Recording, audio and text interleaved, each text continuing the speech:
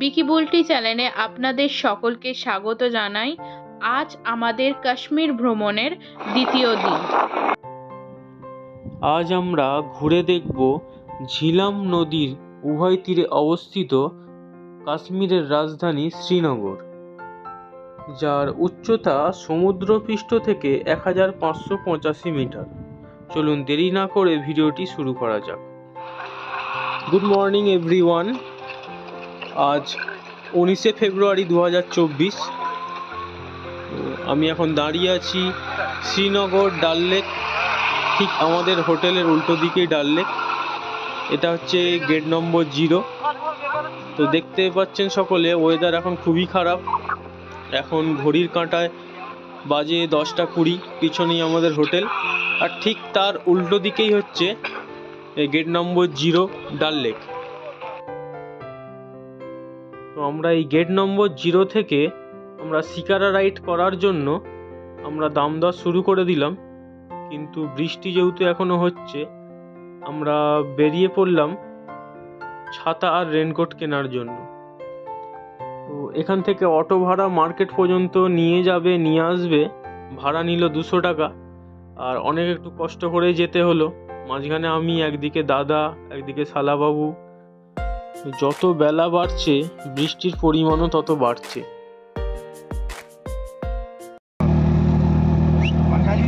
अच्छा होता है, হ্যাঁ, फ्रैंक आदमी होता है।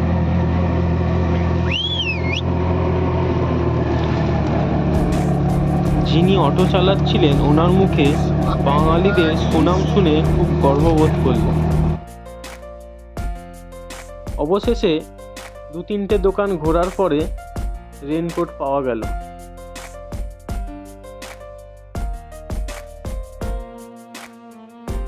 রেনকোটগুলোর দাম পড়লো এক একটা 300 টাকা করে।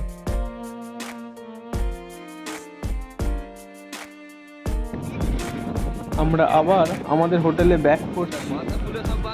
তো হঠাৎ দেখতে পাচ্ছেন যে এতটাই বৃষ্টি আর হাওয়া চলছিল যে এখানে একজন ট্যুরিস্ট সমেত শিকারা উল্টে যাচ্ছিল। ওখানে একটা বাচ্চা এবং তার মা বাবার সাথে শিকারা রাইড করছিল এই ঝড় বৃষ্টিতে, যেটা দেখে এখন আমাদেরও মনে হচ্ছে যে শিকারা রাইড করাটা এখন খুবই বিপজ্জনক হয়ে উঠবে আমাদের জন্য। কারণ যা জোরে হাওয়া চলছে, তো যে কোনো সময় শিকারা উল্টে যেতে পারে। তো যেহেতু এখন শিকারা রাইড করা গেল না, তো দেখা যাক, লাক ভালো থাকলে আবারও পরে আমরা শিকারা রাইড করব। তো এখন আমরা হোটেলে বসে আছি, ব্রেকফাস্ট করে নিয়েছি এবং ঝড় বৃষ্টি একটুখানি কমলে আমরা শ্রীনগর সাইট সিন করার জন্য বেরিয়ে পড়ব। তো ততক্ষণ আমরা একটু মন খারাপ করে বসে আছি সকলে। তো ততক্ষণ দেখুন আমরা যে হোটেলে আছি, হোটেল মনসুন, আর মোবাইল নম্বর দিয়ে দিলাম। এখন বাজে ঘড়ির কাঁটায় 3টে 20। আমরা লাঞ্চ করে আমরা বেরিয়ে পড়েছি শ্রীনগর সাইট সিনের উদ্দেশ্যে। তো এখন বৃষ্টি অনেকটা কম আছে। 2000 বছরেরও বেশি এই প্রাচীন শহর শ্রীনগর। এই শ্রীনগরে রয়েছে ডাল লেক, এবং ডাল লেক ছাড়াও রয়েছে অনেকগুলি সুন্দর সুন্দর উদ্যান। আর এই ডাল লেক আর উদ্যানগুলি মিলিতভাবে শ্রীনগরের সৌন্দর্য আরও দ্বিগুণ বাড়িয়ে তুলেছে। এবং তার সাথে রয়েছে ঝিলাম নদী, যা সব কিছু মিলিতভাবে আপনার মন ছুঁয়ে যাবেই। অনেকক্ষণ পর দেখলাম মেঘের কোলে রোদ উঠেছে। একদিকে পাহাড় আর একদিকে ডাল লেক, তার মাঝ দিয়ে ছুটে চলেছে আমাদের গাড়ি। বৃষ্টি ভেজা এই শ্রীনগর দেখতে সত্যিই লাগছিল অসাধারণ।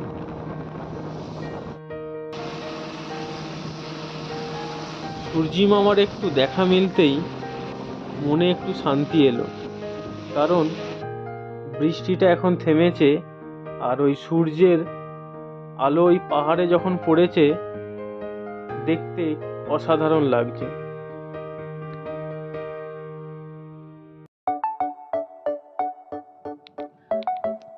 পাহাড়ের অসাধারণ সৌন্দর্য উপভোগ করতে করতে আমরা এখন পৌঁছে গেলাম মুঘল গার্ডেন।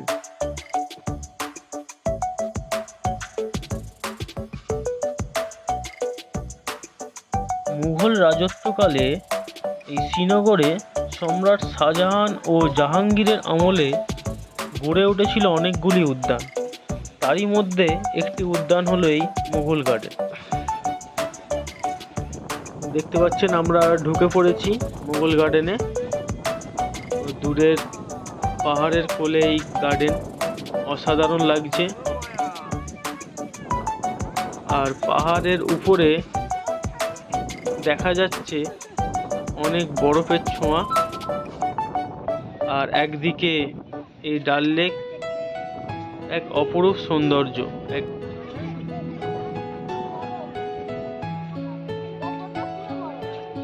মাঝে মাঝে ঝিরঝির করে বৃষ্টির ফোঁটা, আর তার সাথে প্রচণ্ড হাওয়া, মাঝে মধ্যে ঠান্ডাও খুব লাগছে।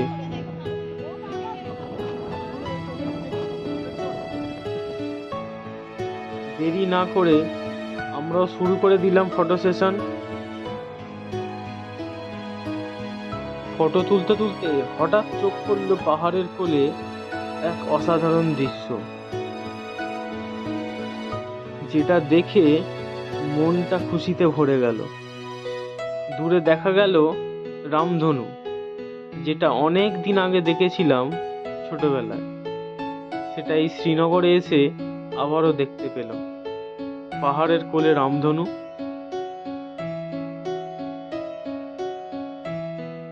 গার্ডেনটা আস্তে আস্তে ধাপে ধাপে উঁচুর দিকে উঠছিল, এবং আমরা যতটা পারলাম উঁচু দিকে উঠলাম, এবং নানা ধরনের গাছের দেখা মিলল, যে গাছগুলো আগে কখনো দেখিনি। তারপরেই সুযোগ পেতেই একটু রিলস বানিয়ে নিলাম। আমরা গার্ডেন থেকে এসে বাসে বসলাম, এবং দেখতে পাচ্ছেন ভারতীয় জওয়ানরা আমাদের এখানে গার্ডেনের চারিদিকে এবং আমাদের বাসেরও চারিদিকে প্রোটেক্ট করছে। তারপর আমরা সেখান থেকে বেরিয়ে আমাদের নেক্সট ডেস্টিনেশন চলে এলাম মুঘল গার্ডেন শালিমার। আর এই মার্কেটটা দেখতে পাচ্ছেন ঠিক তার উল্টো দিকে, যেখান থেকে আপনারা মোটামুটি কম বাজেটের মধ্যে আপনারা অনেক ধরনের গিফট আইটেম বা নিজের ঘর সাজানোর জিনিসও আপনারা পেয়ে যাবেন এখান থেকে।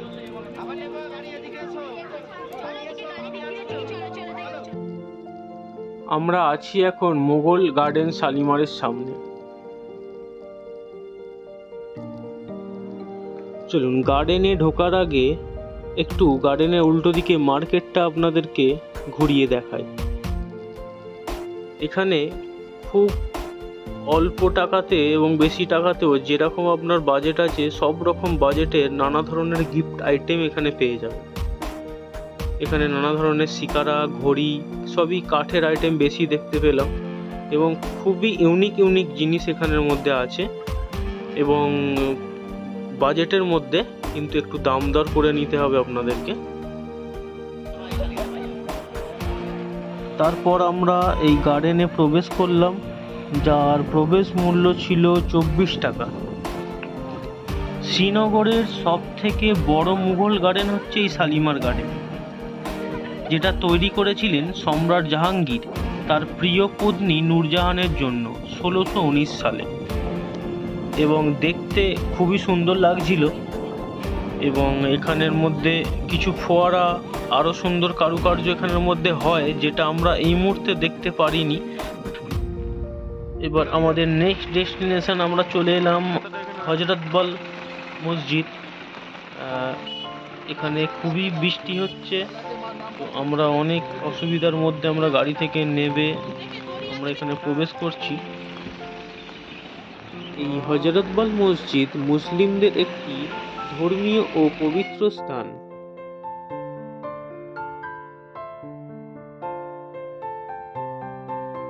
এখানে ইসলামের নবী হজরত মুহাম্মদের দাড়ির চুল রাখা রয়েছে। এছাড়াও সংরক্ষিত আছে মুঘল বাদশাহ ঔরঙ্গজেবের হাতে লেখা কোরআন শরীফ।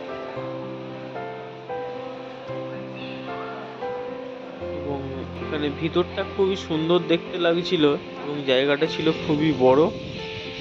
এবং তারপর আমরা মসজিদের বাইরের দিকে খেয়াল করলাম, যেখানে দেখতে পাওয়া যাচ্ছে প্রায় শয়ে শয়ে নানা ধরনের পাখি। বৃষ্টির কারণে আর বেশি ঘুরে দেখা হলো না, তাই বেরিয়ে পড়লাম মসজিদের বাইরে।